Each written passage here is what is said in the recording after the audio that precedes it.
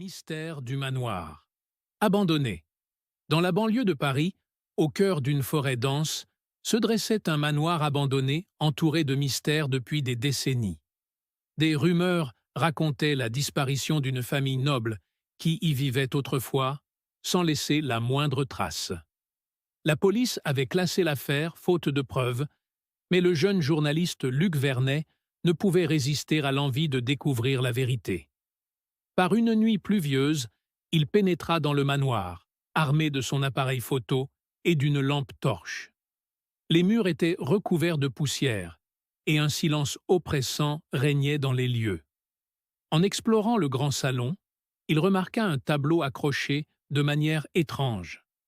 Intrigué, il le déplaça et découvrit derrière un passage secret menant à une cave sombre. À l'intérieur, il trouva des meubles brisés et de vieilles boîtes remplies de lettres jaunies. Alors qu'il en lisait une, il entendit soudain des pas s'approcher rapidement. Paralysé par la peur, il se cacha derrière une caisse et vit un homme vêtu d'un long manteau noir inspecter la cave, comme s'il cherchait quelque chose.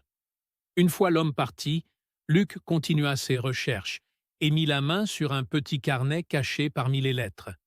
Il contenait des notes sur des transactions financières suspectes entre la famille noble et un réseau de trafiquants d'œuvres d'art. La famille n'avait pas disparu par hasard, elle avait été éliminée pour faire taire un secret dangereux. Luc quitta précipitamment la cave, mais à peine eut-il atteint sa voiture qu'une main puissante l'agrippa par derrière.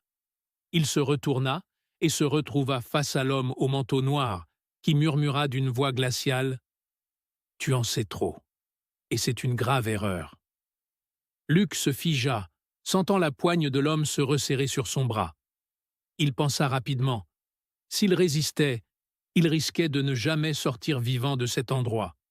Mais il remarqua un détail. L'homme était seul et ne semblait pas armé. Avec sang-froid, Luc déclara d'une voix ferme « Si vous comptez me faire disparaître, sachez que j'ai déjà envoyé des photos de la cave et des lettres de la famille noble à mon collègue du journal. Si quelque chose m'arrive, la vérité éclatera immédiatement. » L'homme hésita un instant, puis le repoussa brutalement, le faisant trébucher en arrière. Mais avant qu'il ne puisse s'enfuir, un bruit de moteur se fit entendre au loin. Soudain, des phares illuminèrent l'entrée du manoir et une escouade de policiers armés sortit en criant « Police! Main en l'air !» Luc n'avait pas réellement envoyé les photos, mais il avait lancé un direct sur son téléphone vers son collègue journaliste, qui comprit rapidement la gravité de la situation et alerta les autorités. L'homme tenta de fuir, mais il n'était pas assez rapide. Deux agents l'interpellèrent et le menottèrent. Le commissaire Marceau, connu pour son intuition aiguisée, s'approcha de Luc avec un sourire discret. « On dirait que tu as mis la main sur une grosse affaire. Vernet. » Luc tendit le carnet au commissaire, qui le feuilleta attentivement.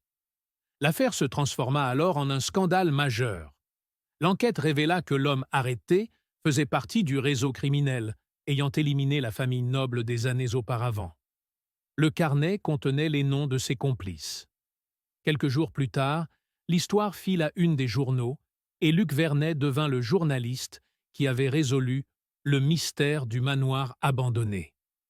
Le manoir fut saisi par les autorités et les restes des membres de la famille furent découverts sous la cave, mettant fin à leur disparition tragique.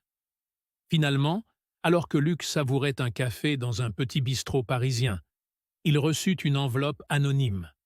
Il l'ouvrit et y découvrit une note écrite d'une main tremblante.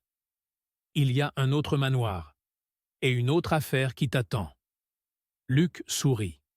Il venait de comprendre que son aventure ne faisait que commencer. Le mystère